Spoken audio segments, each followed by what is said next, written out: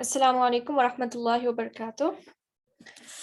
Inshallah, today we will be Walaikum doing a assalam. quick revision of everything that we've covered so far in book number 1. So let's begin. So far what we've been learning about are ism, right? What is ism? Yes. Who can tell me? Ma'am, noun? Ism means noun, right? So Yes. what does it include? Nouns include names, Noun, name, place, animal, things. animals, things, and in Arabic also, this is in English, right? In Arabic, Yes, yes. what it also includes adjectives, okay, Okay. pronouns, adverbs, ideas, right? All of these Okay. pronouns, all of these come under nouns, okay? Ma'am, ideas, what is ideas? Ideas would be like, for example, happiness or love, right? Oh, These okay, are okay. not things that you can touch, but this will be a noun. Education, all of this will come under noun. It's not a fi'al, it's not a verb, and it's not a Feeling. harf, right? Feelings. Feelings as well, yes, right.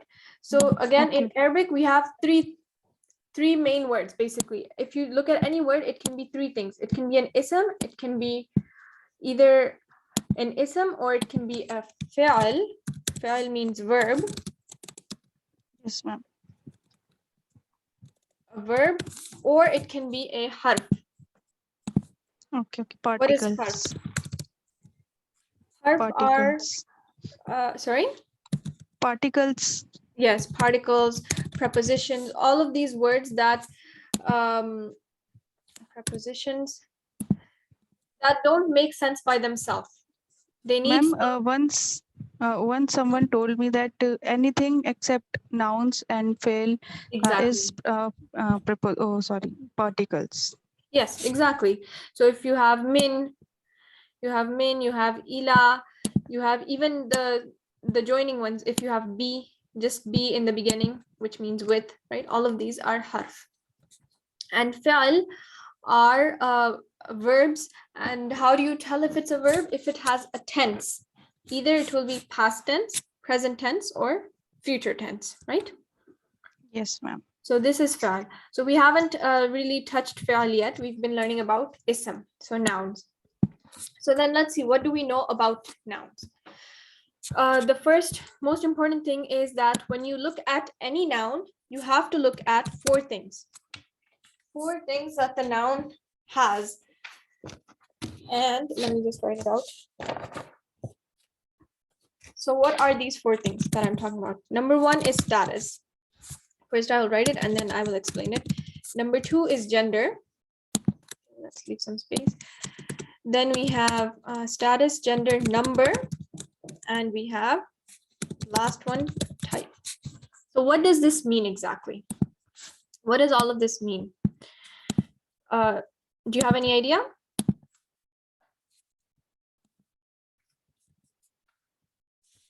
Arab. Arab, right. In Arabic, it is called Arab. Like this, Arab. What does this mean? So this is what we were covering in the last class, right? So there are three of these.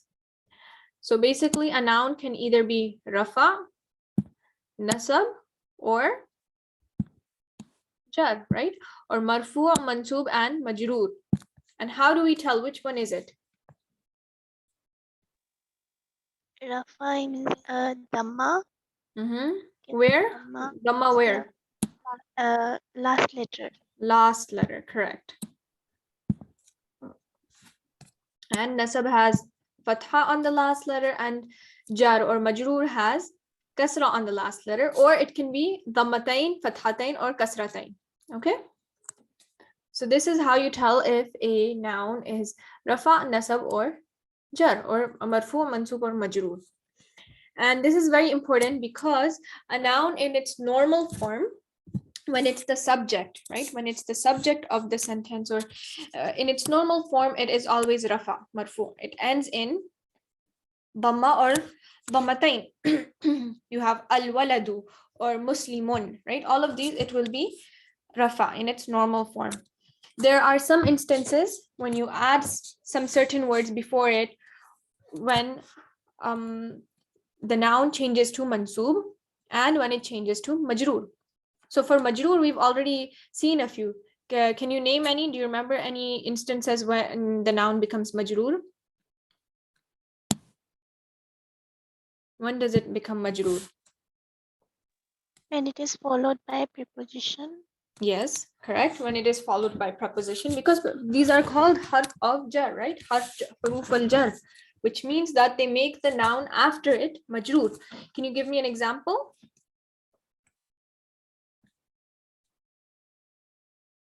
Ma'am, minal kitabi. Minal kitabi, right? From the book.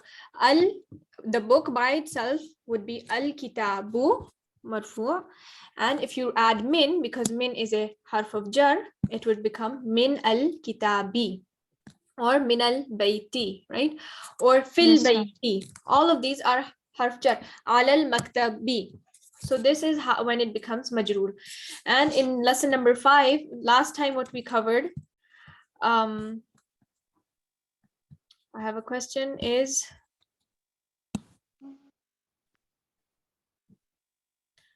Sister Zainab, sorry, I didn't understand your question.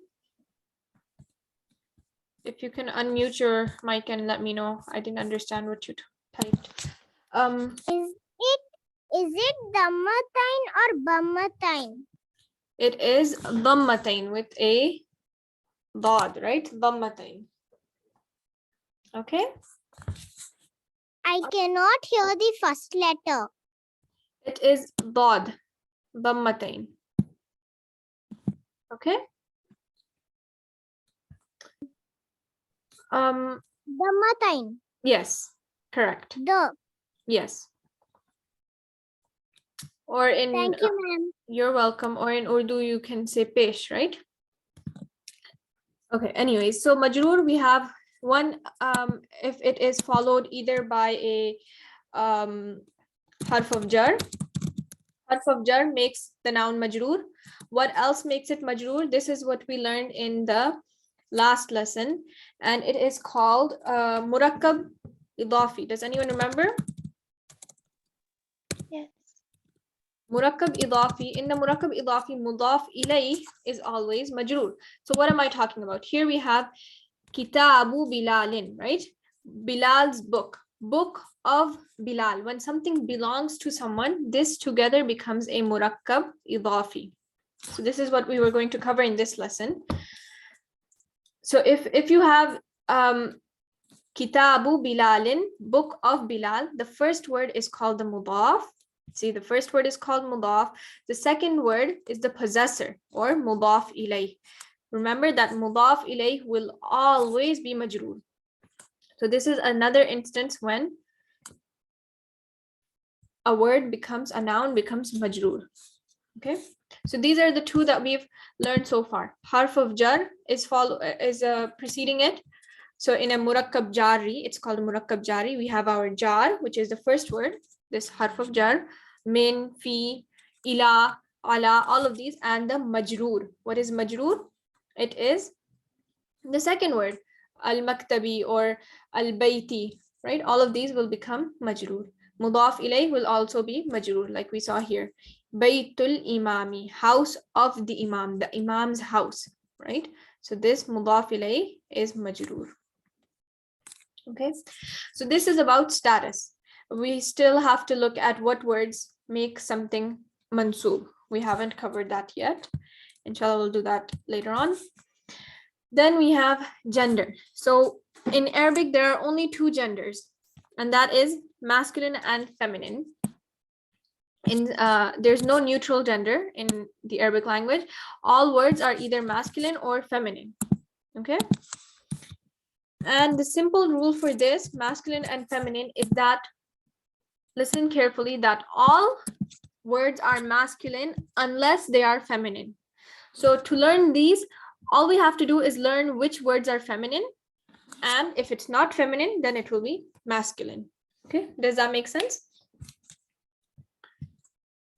So for feminine, how do we know? The most common one that we've learned so far is ta marbuta. If a word has ta marbuta, what do I mean by this? This ta marbuta at the end. Like for example, you have as-sa'atu. Sa'atu has this one, right? When it's joined, it looks like this. This shows that the word is feminine. As-sa'atu. What other examples are there? Does anyone know any words that are feminine?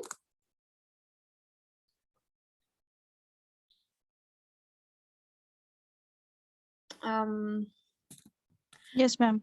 Yes, go ahead. السيارة. Ma'am, what did you ask? As-sayyaratu, correct. I asked which any examples of words that are feminine. Can you remember any?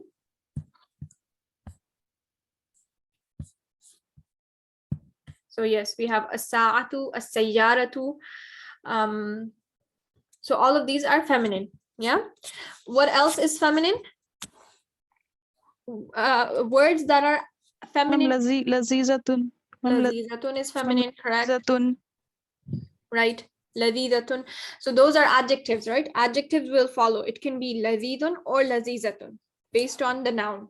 So it will change. It can be both. You're correct. Adjectives, because adjectives are also nouns. And what else is feminine? Real feminine. What do I mean by real feminine? Words that are actually feminine in real life. Like if we say ummun. Ummun means mother, right? And that is feminine. It doesn't have a ta marbuta. Does it have ta marbuta? No.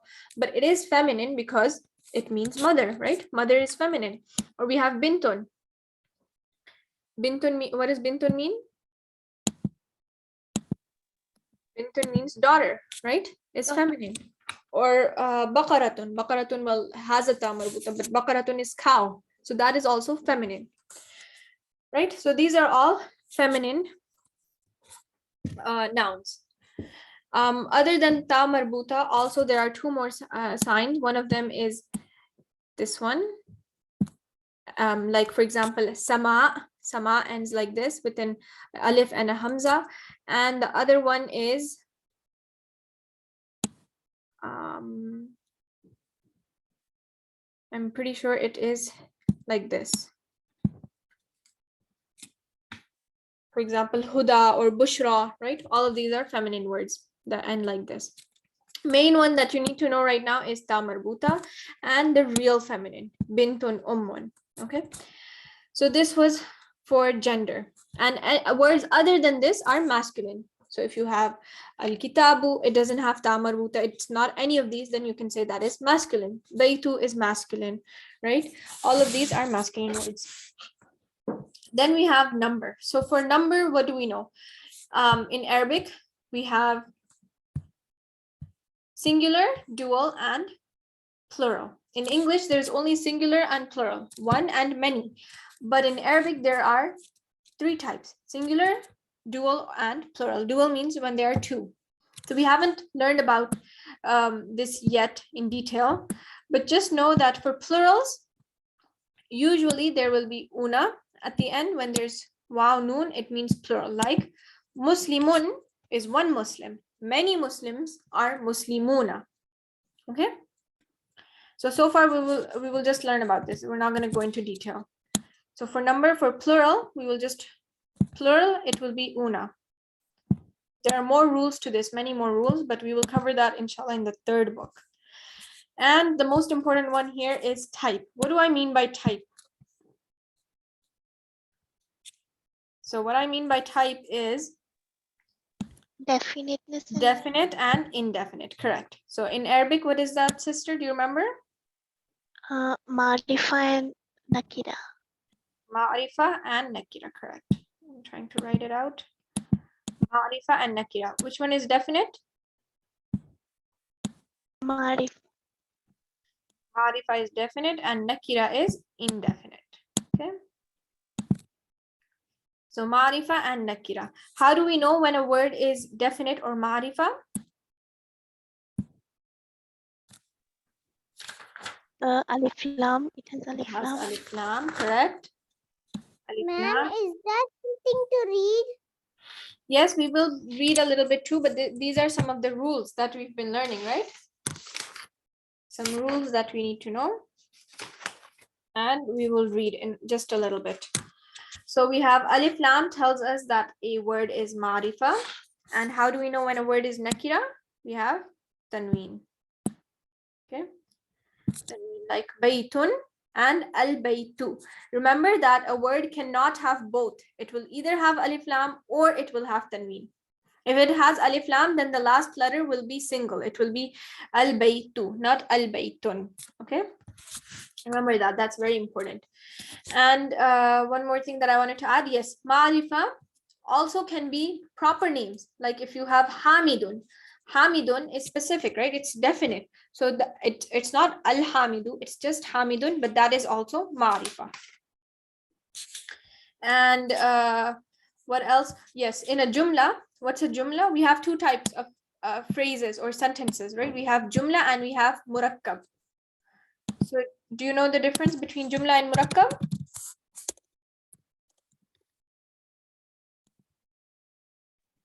Joomla is a complete sentence. Murakab is a part of that sentence. Correct. Jumla is complete sentence and Murakab is a phrase or fragment, right? It's not complete. It does not have the complete meaning. So in Jumla, we have two parts. And that is Mubtada. And what's the second one? Khabar. Khabar, correct. And actually, we have three parts, which I haven't mentioned before, but I will mention it now. We have Mubtada, Khabar, and one more, which is called Mutalliq bil Khabar. Mutalliq bil Khabar. This we will discuss later on in more detail. But just know that there are three parts, because sometimes when you look at a sentence, you found the mubtada, you found the khabar, and there's one extra thing. What is that extra thing? That is mutalliq bil khabar. We'll talk about this later on, inshallah, in more detail. But right now, mubtada, remember that mubtada is always ma'rifa. Mubtada comes first. Khabar comes second, and khabar is always nakira. Okay. And so for a jumla to be for it to be a complete sentence, it needs to have mubtada and khabar at least. These are the most important things. It needs both of these. Mutalliq bil khabar, sometimes it will have it, sometimes it will not. Okay. And Murakab is incomplete sentence. That means it's a fragment. It needs more information. For example, we have Murakab idafi, right? What we talked about here, mudaf and mudaf ilayh. This is a Murakab idafi. Kitabu Bilalin, Bilal's book. But what about Bilal's book? It's not complete sentence, right? You can say Bilal's book is on the table. Then it will be a complete sentence. Right now, it's not complete. So this is a Murakab. The other Murakab is Murakab Jari. When is that? That's when we have Harf Jar and it's Majroor. Like if you say Fil Bayti, in the house. But what about in the house? You need more information. You can say Al-Waladu Fil Bayti. Then al-waladu becomes mubtada and fil bayti, the murakkab becomes your khabar. Okay. So if you understand what I'm saying right now, that's great. If you don't, then don't worry. We will do some reading, inshallah, and it will become more clear. So jumla, murakkab, and what else did I want to mention? One more thing that I wanted to mention is in ma'rifa, the ism ishara. So far we've learned about hadha and hadihi. These are also ma'rifa. Just know this, because sometimes they come as a mubtada, right? So I don't want you to get confused that there's no alif lam on haza. How is it mubtada? Just know that hada is ma'rifa because it's definite. If you say hada baytun, this is a house. Hada is ma'rifa, baytun is nakira. So it's mubtada and khabar, complete jumla. Okay. Does anyone have any questions on this? Any questions?